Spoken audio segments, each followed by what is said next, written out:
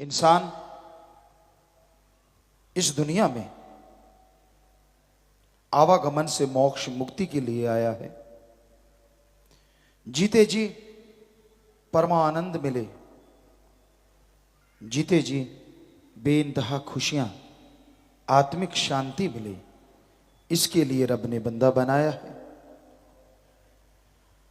ये नहीं कि ये प्रयास नहीं करता।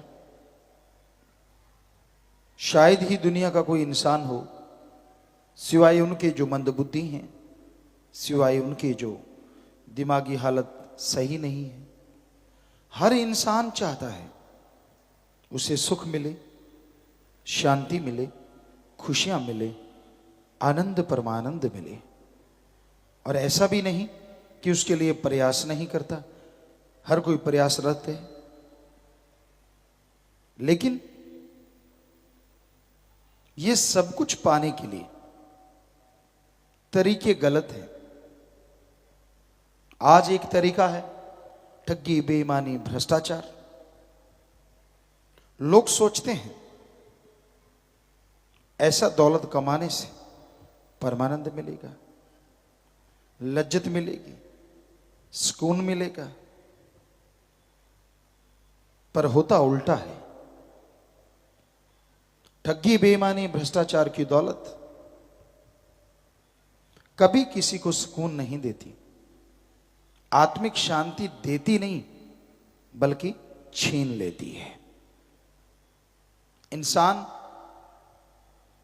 बेचैन हो जाता है, गमगीन परेशान हो जाता है। उससे वो लोग बेहतर हैं जो रोजाना कमाते हैं, खाते हैं और धरती पे पड़े हुए मिट्टी के ढेलों पे सो जाते हैं। ऐसी नींद आती है, ऐसे बेखबर हो जाते हैं कि उनके लिए दीन दुनिया का कोई मतलब नहीं। एक असीम शांति, आनंद, टेंशन फ्री जब इंसान होता है तभी ऐसी नींद आती है,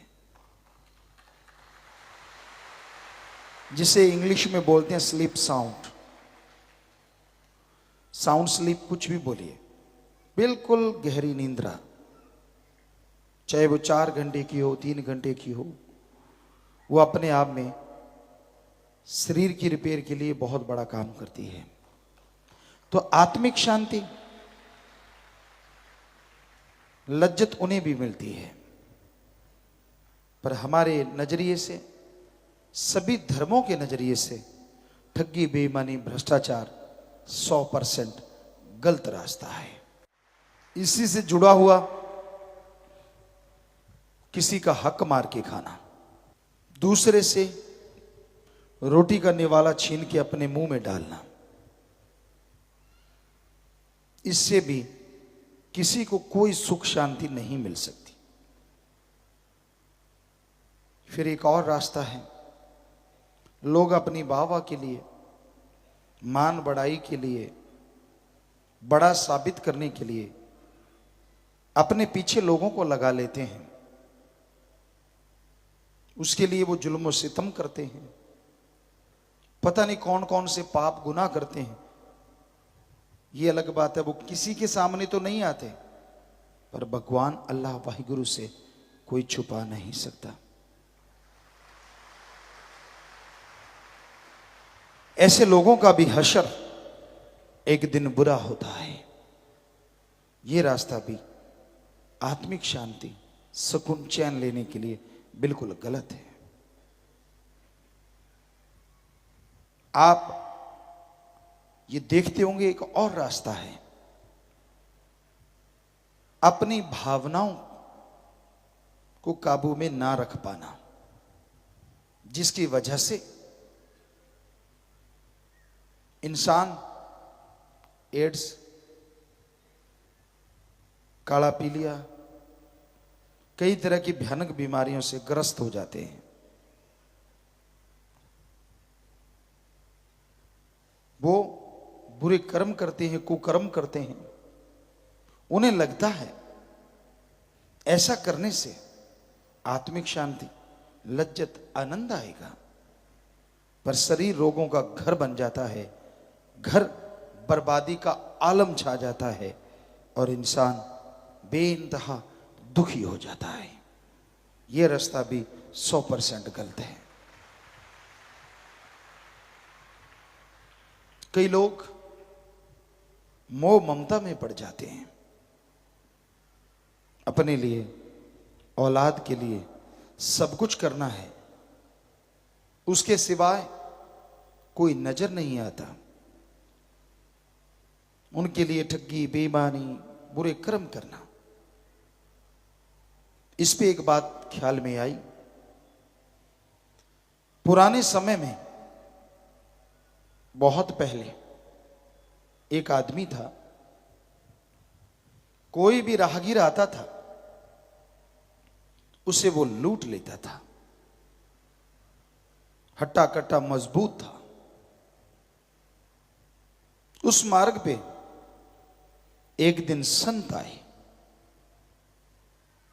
उसने संतों को भी रोक लिया। आपके पास जो सामान है मुझे दे दीजिए।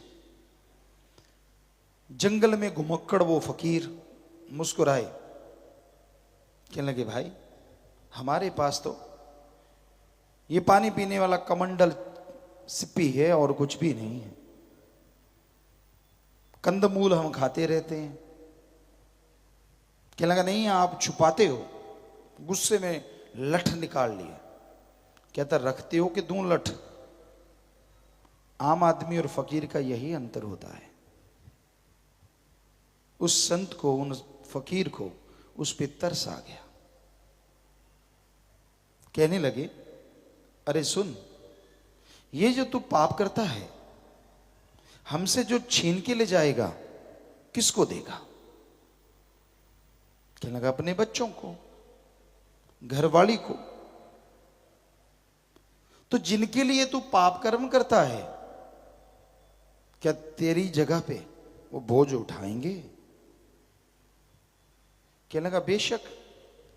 अब उनके लिए मैं इतना कुछ बनाता हूं, मारता पीटता हूं लोगों को, पाप गुना छीना झपटी करता हूं, वो भी बोझ उठाएंगे, क्यों नहीं उठाएंगे?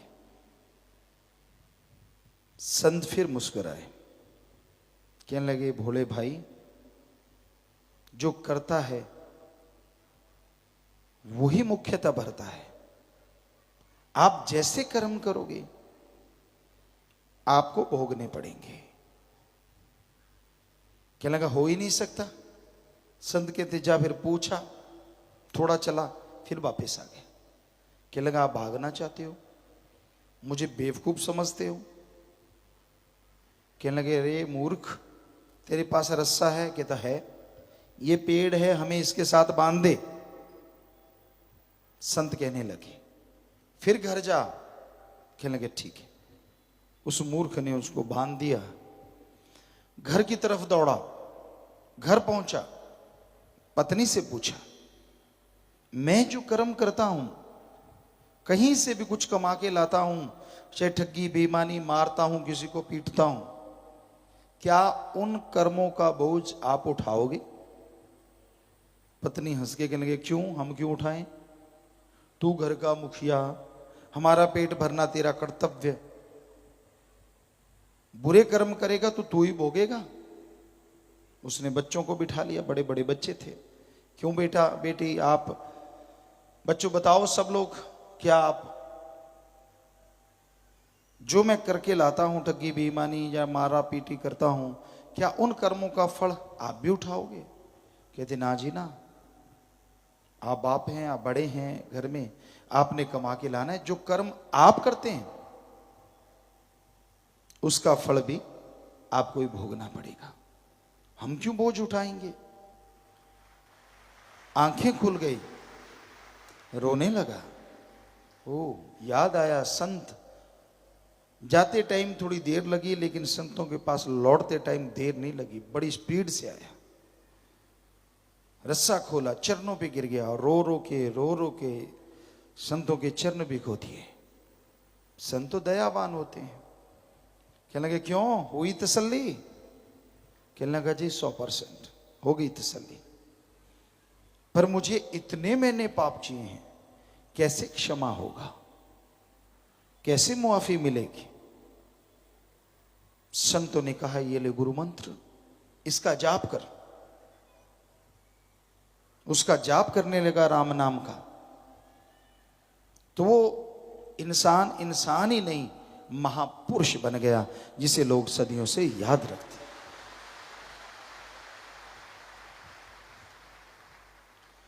तो कहने का मतलब, मोह ममता, ठगी बेईमानी, भ्रष्टाचार, काम क्रोध, विषय विकार, ये सारे रास्ते गलत हैं। फिर आदमी सोचता है आत्मिक शांति कैसे मिले। जैसे दो कुश्ती लड़ने वाले हैं,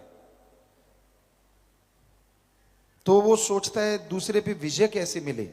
दो ही तरीके हैं, एक तो बॉडी में पावर, दूसरा टेक्निक। टेक्निकली आना चाहिए और पावर होनी चाहिए। उसी तरह आत्मिक शांति के लिए एक तो राम का नाम, और दूसरा कैसे जाप करना है, कैसे भक्ति करनी है, कैसे सेवा करनी है, वो टेक्निक आनी चाहिए। राम नाम की पावर मिल गई। संतों ने राम नाम का इस्तेमाल करने की टेक्निक बता दी। अब राम नाम को जितना खाओगे उतनी ही आत्मा पावरफुल होगी, और जितनी आत्मा शक्तिशाली होगी उतनी ही आपके अंदर आत्मिक शांति आएगी, और तमाम खुशियां मिलेंगी, तमाम आनंद लज्जत मिलेगी। एक कहावत पंजाबी में बोला करते हैं, 100 हथ रस्सा सिरे ते गंढ। मतलब सब बातों को अगर एक निचोड़ निकालें, सेवा करो, सुमरन करो, पीर फकीर जो वाहिगुरु राम के वचन बताते हैं उन पे अमल करो, यकीनन दोनों जहां की खुशियों के हकदार बन जाओगे। अगर चतर चुलाकी करोगे, बेईमानी से, अपने दिमाग के इस्तेमाल से दूसरों का हक मार के खाओगे, तो कभी चेहरे पे खुशी, घर में खुशियां नहीं आएंगी, बर्बादी की तरफ बढ़ते जाओगे। लोभ लालच त्यागना बड़ा ही मुश्किल है। ये लोभ लालच दुनिया में भाई को भाई का, जान का प्यासा बना देता है, दुश्मन बना देता है। मां बेटा, बाप बहन भाई, सब रिश्ते जब लोभ लालच आता है फीके पड़ जाते हैं इसके सामने। इतना काला रंग है लोभ लालच का, काम वासना क्रोध मोह अहंकार मन माया का। जब इनका रंग चढ़ता है तो इंसान के बस में कुछ नहीं रहता। जैसे लोहा चुंबक की तरफ खींचा चला जाता है, वैसे ही इन संतों का प्रभाव जब आदमी के बुद्धि विवेक पे पड़ता है तो ये काल की तरफ खींचा चला जाता है। किसी संत की कोई भी अच्छी बात अच्छी नहीं लगती। बस अपने सुख, अपनी सुविधाओं में भूल जाता है सब कुछ। कि जब तू अपने अल्लाह से, राम से मोहब्बत करता था तो वो सुख सुविधाएं या कपड़े लत्ते का आशिक नहीं था, वो तेरे सच्चे दिली तड़फ का आशिक था, तेरे सच्ची तड़फती हुई आत्मा के प्यार का आशिक था। लास्ट में एक उदाहरण आपको और बताते हैं, कई बार आपको सुनाया। मूसा पहुंचा हुआ फकीर, पहुंचा हुआ भक्त, मालिका हुआ। तो कई बार ऐसा होता है भक्तों में अहंकार आ जाता है। परमपिता शास्त्रनाम जी दाता रहबर ने फरमाया है, नाम ध्याने वाले अहंकार में न आना, करी कराई भक्ति माटी में ना मिलाना। तो अहंकार आ जाता है यार मेरे में कुछ खास है, मैं यार कुछ अलग हूं। नहीं, अलग तो वो है, बाकी सब माटी के पुतले हैं। तो ऐसा ही कुछ मूसा के अंदर आ गया। अल्लाह का मैं सबसे करीबी भक्त हूं। अब मालिक को अपने भक्तों के अंदर, अपने अजीज के अंदर कोई भी ऐब आना पसंद नहीं। कोई ना कोई बहाना बना के, फकीरों के द्वारा, सत्संग के द्वारा, लिख के, कुछ गा के, कुछ बोल के, जीवों अपने भक्तों की बुराइयां निकालते हैं। तो मूसा में अहंकार बहुत आया कि मेरे जैसा कोई दूसरा भक्त है ही नहीं। तो एक दिन जंगल बियाबान में वो जा रहा था, सामने क्या देखता है? गडरिया, भेड़ें चराने वाला। भेड़ बकरियां चर रही हैं, वो एक साइड में बैठा है, आंखें खुली हैं, स्टिल हैं, एक ही जगह कह रहा है, हे अल्लाह, हे मेरे मौला, तू अगर बीमार हो गया तो मेरे घर आना, मैं भेड़ बकरियों का दूध काढ़ काढ़ के तुझे पिलाऊंगा। मेरे पास भेड़ों की ऊन है, तुझे सर्दी लगेगी, उसकी मैं लोई बना के, चद्दर बना के तुझे ओढ़ाऊंगा। हे मेरे अल्लाह, तेरे मैं पांव धोआऊंगा, तेरे लिए खाना बनाऊंगा। आंखों में आंसू हैं। एकदम मूसा के कानों में ये सब बातें पड़ी, गुस्से में आ गया। एक काफिर, मालिक को ना मानने वाले को कहा जाता है। एक काफिर ये क्या कह रहा है? अल्लाह भी कभी बीमार होता है? और होगा तो क्या तेरी कुटिया में ही आएगा और कोई नहीं उसका? जब गडरिये को ये बात हिला के बोली मूसा ने, उसका ध्यान उधर से टूटा। वो कहने लगा, बस कुछ नहीं कहा, अपने कपड़े फाड़ते हुए, बाल नोचते हुए, अपने आप को जख्मी करते हुए वो गडरिया और गहरे जंगलात में भाग गया। मूसा का दिल कांप गया। आखिर भगत, ओ ये तो तूने गुनाह कर डाला। वहीं इबादत में बैठ गया। कहां कुछ सेकंडों में अल्लाह का रहमो करम नजारे मिलने शुरू होते थे। घंटा, 1.5 घंटा, 2 घंटे, 3 घंटे गुजर गए। कुरला उठा।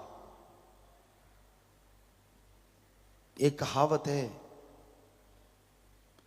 जिन्ना दा सरदा लप गड़पी किवें सरे उंगल चट्टी। जिनको सेकंडों में नजारे मिलने शुरू होते हो, घंटों गुजर गए, कुछ भी नहीं, बिल्कुल खाली। बस जब तड़फ उठा, रोने लगा, व्याकुल हो गया, तो एक आवाज आई, हे मूसा, तुझे दुनिया में भेजा है जोड़ने के लिए, तोड़ने के लिए नहीं। जिसका तूने दिल दुखाया है वो हमारा बहुत बहुत बहुत अजीज भक्त है। ये तूने गुनाह किया है। बस आवाज बंद, फिर कालापन, शाश चद्दर लिपट गई। मूसा वहां से दौड़ा, इधर गया गडरिया, उस साइड में दौड़ा। क्या देखता है? खून बह रहा है, बाल नुचे हुए हैं, कपड़े फटे हुए हैं।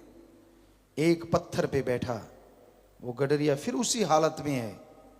फिर बोले जा रहा है, हे अल्लाह, किसी की सुनना ना, मेरे से गुनाह हो तो मुझे माफ करना, पर अगर बीमार हो तो मेरे ही घर आना, मुझे सेवा का मौका देना। वही सब, तुझे दूध पिलाऊंगा, पाँव दबाऊंगा, सारी रात जागूंगा, तुझे हवा करूंगा, सर्दी का मौसम हुआ तो ऊन की चद्दर उड़ाऊंगा। हे मेरे अल्लाह, हे मेरे मौला, मुझसे नाराज ना होना। मूसा की देह कांप गई। फिर उसको हिलाया, उसने देखा, कहने लगा, सुन भाई।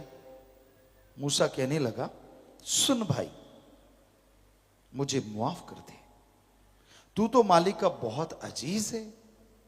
अल्लाह ताला मेरे पास आए थे, उन्होंने बोला कि तू बहुत अजीज है। गडरिया ने हाथ जोड़े, कहने लगा, हे भाई तू मेरे पीछे क्यों पड़ा है? अरे जिस अल्लाह की तू बात करता है कि तेरे पास आया, वो हमेशा ही मेरे पास रहता है। जब तू आता है तब वो चला जाता है। मैंने तेरा क्या बिगाड़ा है? तू मेरे पीछे क्यों पड़ा है? क्यों मेरे और अल्लाह के बीच में आ रहा है? जिनको अपने सतगुरु से मोहब्बत होती है ना, ऐसे होती है। यूं नहीं मान बड़ाई के भूखे, कभी पांव हाथ कभी सिर पे हाथ, ऐसे लोगों का हश्र बहुत बुरा होता है। मालिक के प्यारे तो ऐसे होते हैं। कहने लगा, तू बीच में क्यों आया? वो अल्लाह जो तेरे पास थोड़ी देर आया था, हमेशा मेरे पास रहता है। पर चक्कर ये है, जब तू आता है तब चला जाता है। दंग रह गया मुंह से, आंखें खुली की खुली रह गई। तू क्या समझता है? तू भक्ति पे बैठता है तब अल्लाह आता है, और इधर गडरिये के पास 24 घंटों ही अल्लाह रहता है। हद हो गई। आंखें खुल गई, और यही अल्लाह ने खोलनी थी, मालिक ने खोलनी थी कि यहां बड़े से बड़े भक्त बैठे, इसलिए अहंकार ना करो। और भक्तजनों, उस अल्लाह से, वाहिगुरु राम से प्यार करो। किसी इंसान के पांव में गिरोगे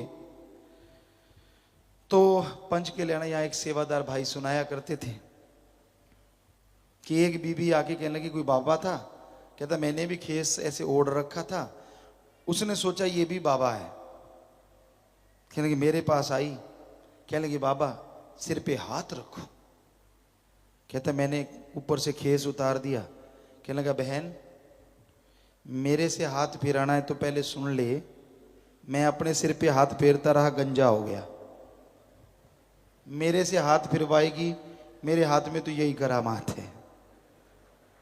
तो आम आदमियों के हाथों पैरों में यही करामात है, वो खुद कर्मों के मारे हैं। आपको कहां से वो भक्ति की दान दे देंगे, कहां से दक्षिणा दे देंगे? आप मालिक से भी टूटते हो, क्योंकि उधर से आप ध्यान उसकी जगह किसी और को रखते हो। इसलिए हमेशा याद रखो, अपने मालिक के सिवाय, साईं मस्ताना जी कहते थे, कोई सोने का भी बन के आ जाए देखो मत। परम पिता जी कहते, मेरा सतगुरु प्यारा एक पासे और सारी दुनिया एक पासे। यानी वो अल्लाह वाहिगुरु राम से जब मोहब्बत है तो गंदगी के कीड़ों से क्या ले लोगे? यूं ही नहीं, जगह कभी कदमों में गिरे, कभी कुछ कभी कुछ, कभी कुछ कभी कुछ। ना किसी से कोई प्रसाद लेके खाया करो, पता नहीं वो अपने क्या कर्मों का बोझ आपके ऊपर डाल दे, फिर चिल्लाते फिरोगे, फिर रोते फिरोगे। आपके कर्म दो ही काट सकते हैं, या तो अल्लाह वाहिगुरु राम, या कोई उसका पहुंचा हुआ संत पीर फकीर। किसी की मजाल नहीं, किसी का फोड़ा फुंसी भी अपने पे ले सके, हमेशा याद रखो।